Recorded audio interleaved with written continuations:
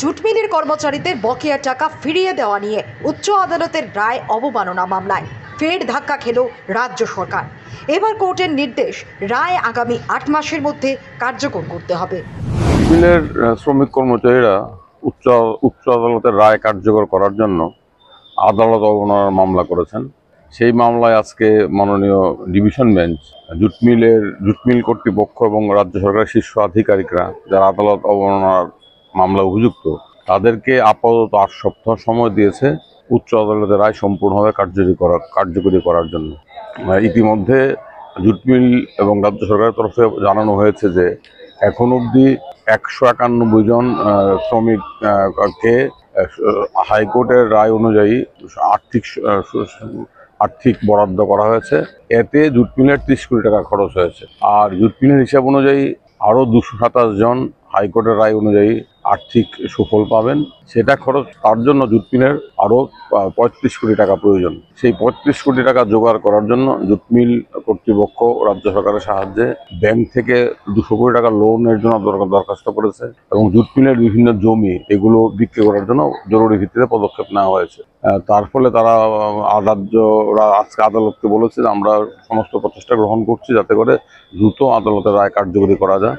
তার জন্য jute mill এবং রাজ্য সরকার আজকে 8 মাস সময় চেয়েছিল, কিন্তু উচ্চ আদালত 8 মাস সময় না দিয়ে আপাতত 8 সপ্তাহ সময় দিয়েছে। এখানে উল্লেখযোগ্য যে সেপ্টেম্বরে 2018 সেপ্টেম্বরে আমাদের উচ্চ আদালতের তৎকালীন প্রধান বিচারপতি অজয় রাস্তগী একগুচ্ছ রিট মামলায় রায় দিয়ে রাজ্য সরকার এবং জুট মিলকে নির্দেশ দিয়েছিল যে সংশোধিত বেতনক্রমের সুপারিশ জুট মিলের শ্রমিক কর্মচারীদের বিভিন্ন ভাতা সমেত 1/96 থেকে দিতে হবে।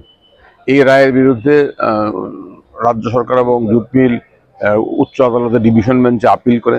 এই আপিল 2022 সনে আপিল খারিজ হয়ে যায়। পরবর্তী সময় রাজ্য সরকার সুপ্রিম কোর্টে যায়। সুপ্রিম কোর্ট SLP খারিজ করে দিয়ে নির্দেশ দেয় 6 মাসের মধ্যে রায় কার্যকর করতে হবে। কিন্তু 6 মাসের মধ্যে রাজ্য সরকার এবং জুট মিল রায় কার্যকর করার জন্য কোনো পদক্ষেপ গ্রহণ করেনি। তার জন্য আদালত অবমাননার মামলা হয়। সেই আদালত অবমাননার মামলায় গত 19 জুলাই আমাদের প্রধান বিচারপতি অপরেশ কুমার সিং এবং বিচারপতি অরিন্দম লোধের ডিভিশন বেঞ্চ একটা গুরুত্বপূর্ণ পর্যবেক্ষণ দিয়ে বলেছিল যে আগামী 3 সপ্তাহের মধ্যে জুট মিলকে সুপ্রিম কোর্টের কাছে দরখাস্ত করে রায় কার্যকর করার জন্য সময়সীমা বাড়াতে হবে, অথবা পরবর্তী তারিখে রাজ্য সরকার আধিকারিক এবং জুট মিলের আধিকারিকদের বিরুদ্ধে আদালত অবমাননার জন্য চার্জ গঠন করা হবে। এই আদেশের পর রাজ্য সরকার এবং জুট মিল সুপ্রিম কোর্টে ছুটে যায়। সুপ্রিম কোর্ট এই 17 জুলাই রায় কার্যকর করার জন্য যে 6 মাস সময় দিয়েছিল সেই সময়সীমা বাড়াতে অস্বীকার করে, কিন্তু বলে জুট মিল এবং রাজ্য সরকার আদালত অবমাননা মামলা উচ্চ আদালতের কাছে তারা সমস্ত বক্তব্য রাখবে। যদি উচ্চ আদালত মনে করে যে তা জুট মিল এবং রাজ্য সরকার আন্তরিকভাবে প্রচেষ্ট এই রায় কার্যকর করার জন্য, তাহলে প্রয়োজনীয় আদেশ দিতে পারে।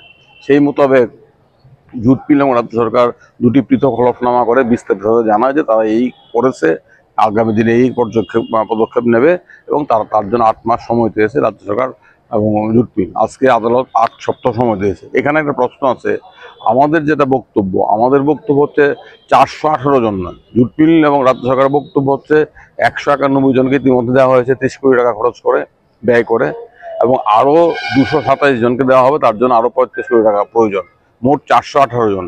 কিন্তু রায়ের নির্দেশ অনুযায়ী মোট প্রায় 1,000 শ্রমিক কর্মচারী পাবেন, যারা 1/96 চাকরিতে ছিলেন কিংবা তার পরবর্তী সময় চাকরি করেছেন, তারা সবাই পাবেন। এখানে এই সংখ্যাটা 418 নয়, প্রায় 1,000 হবে। আমরা এই বিষয়টা আদালতের দৃষ্টিতে আগামী দিনে আনবো। আমরা দাবি করব যে এই চালাকি না করে সম্পূর্ণ রায় কার্যকর করতে হবে এবং কাউকে বঞ্চিত করা যাবে না। শুধু 418 জন নয়, বাকিদেরও রায় অনুযায়ী আর্থিক সুফল দিতে হবে।